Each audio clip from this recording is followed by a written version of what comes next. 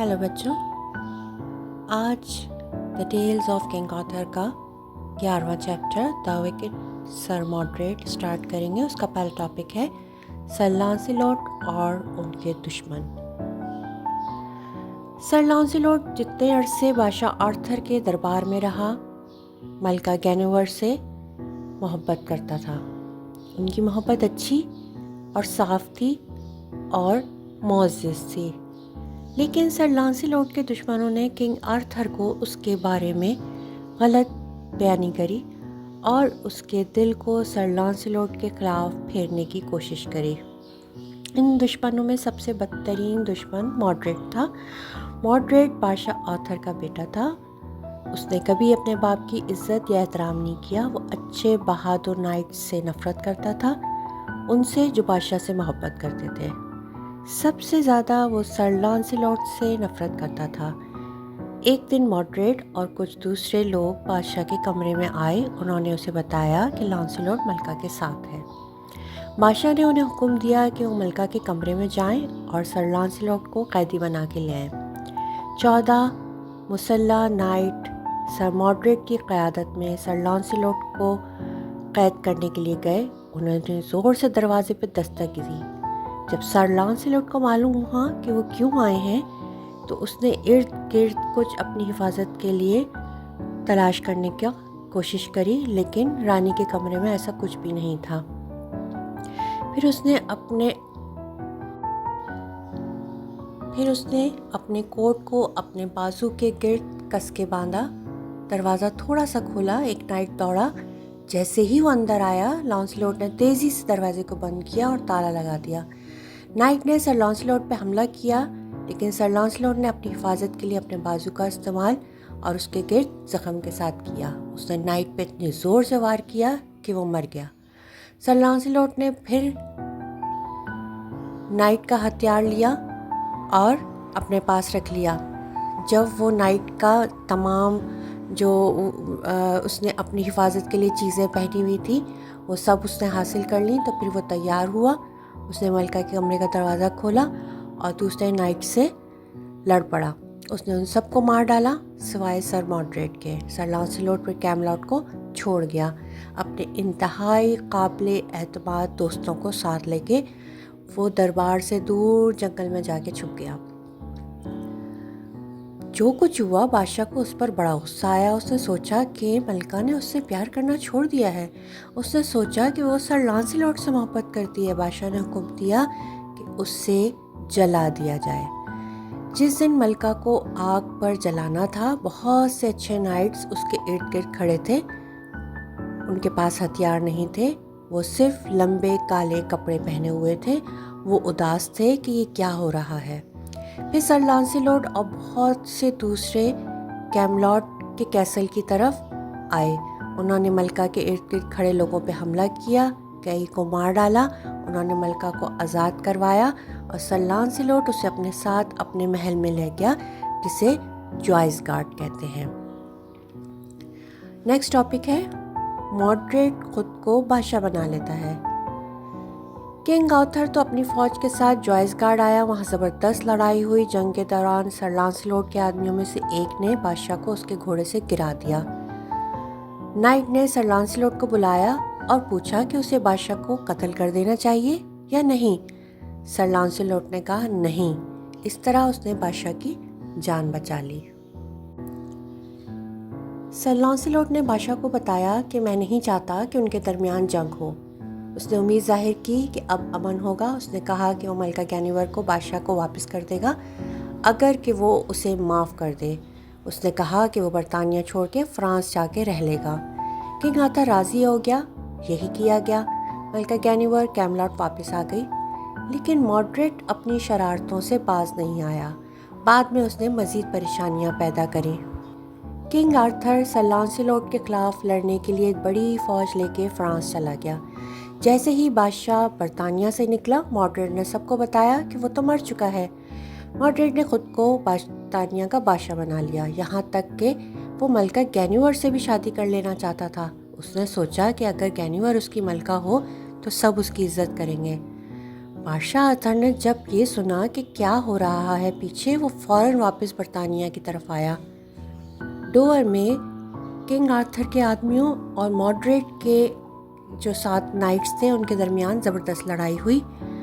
دن کے آخر پر king Arthur کے نائٹس وہ جنگ جیت گئے۔ مارگریٹ اور اس کے ساتھی بھاگ گئے۔ وہ مغرب کی طرف کیملونٹ گئے۔ پوری سلطنت سے ہزاروں نائٹس آئے اور وہاں مارگریٹ کے ساتھ شامل ہو گئے۔ کنگ آرتھر کو ان سب کو شکست دینا تھی، ورنہ وہ اپنی سلطنت کھو دے گا۔ آرتھر اور اس کے نائٹس کیملان گئے۔ بادشاہ کی فوج مارگریٹ کی فوج سے چھوٹی تھی۔ سر گاوین نے ان سے کہا کہ وہ اس وقت تک جنگ نہ لڑے جب تک کہ اس کی فوج میں زیادہ آدمی نہ ہوں۔ کنگ آرتھر نے کہا کہ وہ مارگریٹ کے ساتھ صلح کر لیں گے۔ اگلے دن کاملان کے میدان میں دونوں فوجیں آمنے سامنے آئیں۔ دونوں طرف ہزاروں اچھے نائٹس تھے۔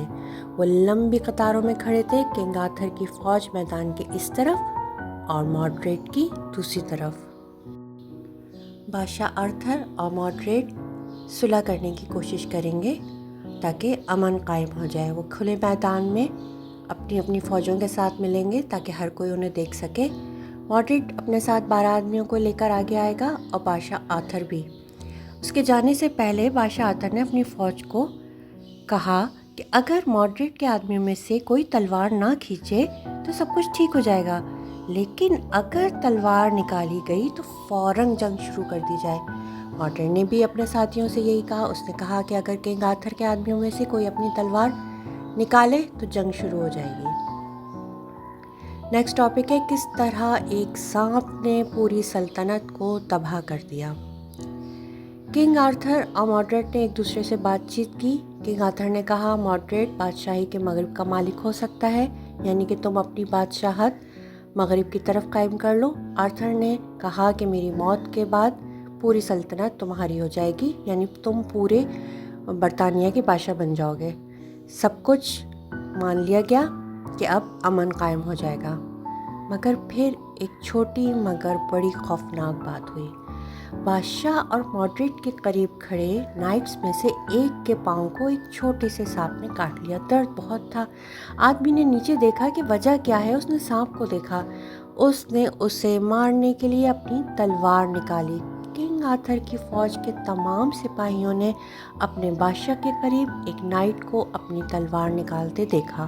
مارگریٹ کی فوج کے تمام سپاہیوں نے بھی اسے دیکھا۔ دونوں فوجوں نے پھر اپنے اپنے قائد کے حکم کی تعمیل کری کہ اگر تلوار نکالی جائے تو جنگ شروع ہو جائے گی۔ کوئی بھی جنگ نہیں چاہتا تھا۔ بادشاہ اور مارگریٹ نے تو آپس میں صلح کر لی تھی، لیکن اب ہزاروں نائٹس ایک دوسرے کی طرف دوڑ رہے تھے۔ ان کو روکنے کے لیے کوئی کچھ نہیں کیا جا سکتا تھا۔ یہ اب تک کی بدترین جنگ تھی جو کہ ایک حادثاتی طور پہ شروع ہو گئی تھی۔ یہ جنگ بڑی طویل اور بڑی سخت تھی۔ ہر جگہ اچھے نائٹس ایک دوسرے کو دھکیل رہے تھے، مار رہے تھے اور کاٹ رہے تھے۔ آدمیوں کے چیخنے کی، گھوڑوں کے چیخنے کا شور خوفناک تھا۔ کچھ ہی دیر میں زمین زخمیوں اور مرنے والوں کے خون سے ڈھک گئی۔ چاروں طرف دھول مٹی ہوا میں اڑ رہی تھی۔ آسمان سیاہ ہو گیا تھا۔ تھوڑی دیر بعد کوئی بہت دور تک نظر نہیں آیا، پر ہر طرف مرد زمین پہ گرے پڑے تھے۔ ایک کے بعد ایک گول میز کے نائٹس بھی گر کے مر گئے۔ اس دن 1,00,000 آدمی مارے گئے۔ آخر میں مارگریٹ کی فوج میں سے ایک بھی زندہ نہیں رہا سوائے مارگریٹ کے۔ وہ بری طرح زخمی ہوا اور آرتھر کی طرف صرف آرتھر زندہ رہ گیا اور گول میز کے 2 نائٹس سر بیڈیور اور سر لوکان۔ جب بادشاہ آرتھر نے مارگریٹ کو کھڑا اور زندہ دیکھا تو اس کا غصہ بہت بڑھ گیا۔ مارگریٹ کی وجہ سے اس کی سلطنت برباد ہو گئی۔ مارگریٹ کی وجہ سے وہ تمام نائٹس میں سے بہترین اور اپنی اچھی ملکہ گینیور کی محبت کھو چکا تھا۔ مارگریٹ کی وجہ سے گول میز کی عمدہ رفاقت ختم ہو گئی اور وہ کبھی دوبارہ نہیں جمع ہوگی۔ بادشاہ نے ایک بڑا تیز نیزہ اٹھایا جو اس کے قریب زمین پر پڑا تھا۔ اس نے مارگریٹ کی طرف اشارہ کیا اور تیزی سے اس کی طرف بڑھا۔ اس نے مارگریٹ کو خوفناک دھکا مارا۔ نیزہ اس کے بالکل اندر تک گزر گیا، لیکن مارگریٹ فوری طور پر نہیں مرا۔ جب اس نے دیکھا کہ ہوا کیا ہے تو وہ جانتا تھا کہ اس کے پاس زندہ رہنے کے لیے صرف چند منٹ ہیں۔ درد کی حالت میں اس نے خود نیزے کو کھینچ کے باہر نکالا۔ آرتھر کے قریب اور قریب آتا گیا۔ جب وہ آمنے سامنے آئے، مارگریٹ نے اپنی تلوار ہوا میں بلند کی اور اپنی پوری طاقت سے اسے بادشاہ کے سر پر مارا۔ سر بیڈوا اور سر لوکان بادشاہ کی مدد کے لیے بھاگے، لیکن بہت دیر ہو چکی تھی۔ مارگریٹ کا اسٹروک بادشاہ کے ہیلمٹ کو کاٹ گیا تھا۔ اس نے اسے بری طرح زخمی کر دیا تھا۔ بادشاہ کے سر سے خون بہہ رہا تھا اور اسے روکا نہیں جا سکتا تھا۔ دونوں نائٹس کو معلوم تھا کہ اب بادشاہ جلد ہی مر جائے گا۔